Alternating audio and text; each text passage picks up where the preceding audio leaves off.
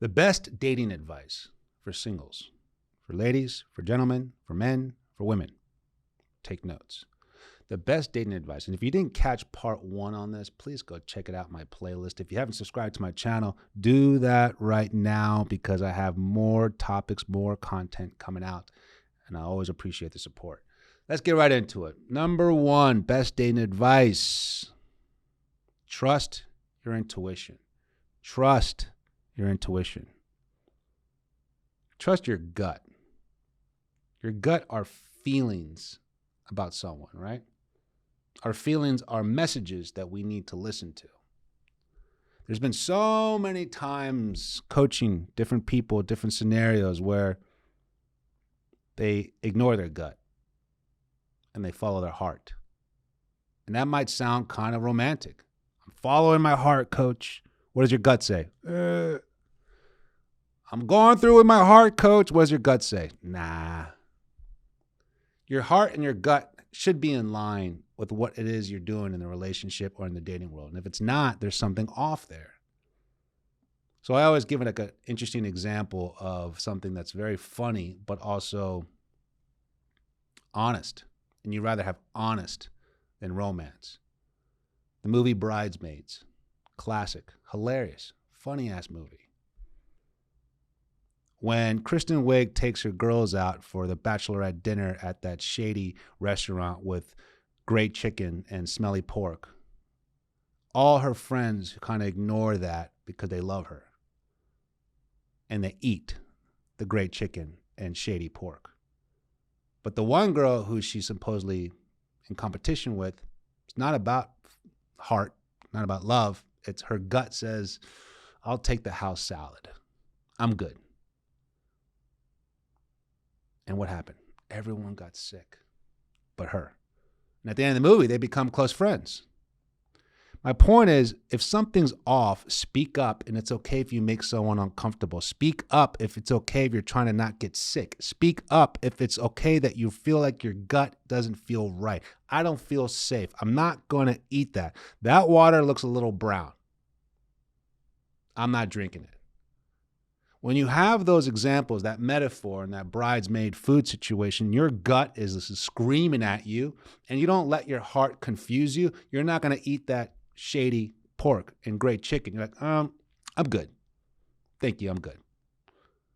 And so you can easily do that with those scenarios. Why do you distract yourself or sidetrack yourself or confuse yourself, complicate yourself, sabotage yourself when it's about feelings for a person? Your gut saying, don't drink the water, don't eat the chicken. But my heart, coach, my heart says if I can actually not throw up and not get sick, he'll really love me. No, he should love you if you don't eat it because it's uncooked or dirty. That's the whole point of trusting your gut. And sometimes I've had clients who keep on following their heart. And if their heart fails them, and I'm sorry to hear that, follow your gut. Follow your intuition. Because that's something you're going to live with. That's the thing that you're going to feel at ease, at calm when you're home, alone, or away from that person. But if your heart is always racing and chasing for a feeling or validation or reassurance, you're constantly on edge.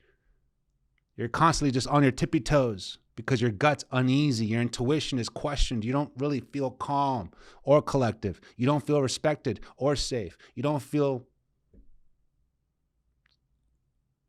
something's right. Something's off. Your heart's all over the place, throwing up everywhere. But your gut's like, man, you should have listened to yourself. He's not a good boyfriend. She's not ready to date. There's something off there. There's something shady. Listen to your intuition. Listen to your gut. Which leaves number 2. One of my favorite ones, because I know the world that we in are all about the dating apps. Swipe this, swipe that. But I love this tip because it talks about apps are for introductions. Apps are for introductions. It's an application. It's an appetizer. It's not the whole meal. It's for introductions.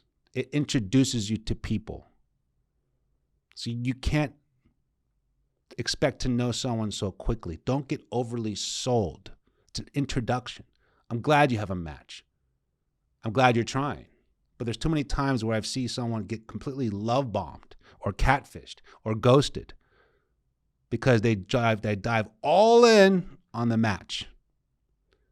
They have no social life. And that's why I say dating apps are for introductions, because dating apps should not define your dating world. Dating apps should not define your social world. Your offline life should be exciting, adventurous, ambitious, challenging, fun, relaxing. And then you're on dating apps. If your weekend plans are just all about dating apps and dates, you're doing it all wrong. You're diving into a very discouraging game that you're going to get hurt. You're going to get disappointed. Most people aren't compatible. Most matches don't work out. Most relationships don't work out. Most marriages don't work out. So you're going to just go all in on a dating app and basically never make plans for your friends, for yourself, or weekend plans that are something better for yourself than compared to swiping and obsessing over the app, which means into the number one tip of this is don't binge in the dating apps.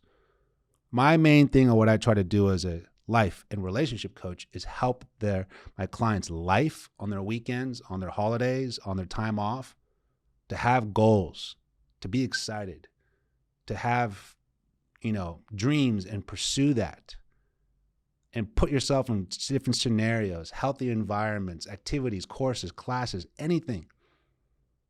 Fall in love with that, as in like dating yourself, right? And then anything extra, swipe right, swipe left, which I do as a coach. I help develop or polish your dating app or website. So I know it's an important aspect of dating, but it can't be the only thing. It's only for introductions, and don't binge it, because you will get disappointed.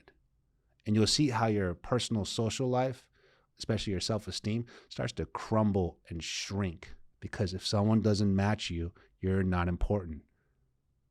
If someone doesn't like you, you don't feel confident. It's a very unhealthy spiral of thinking. So again, don't binge dating apps. Dating apps are for introductions. That being said, I want you to subscribe to my channel, because I'm going to go into another part of more dating tips, the best dating tips for singles. If you didn't catch part 1, go check it out. My name is Coach Andres. Leave any comments or messages if you want any coaching sessions. I'm always here to help. Take care.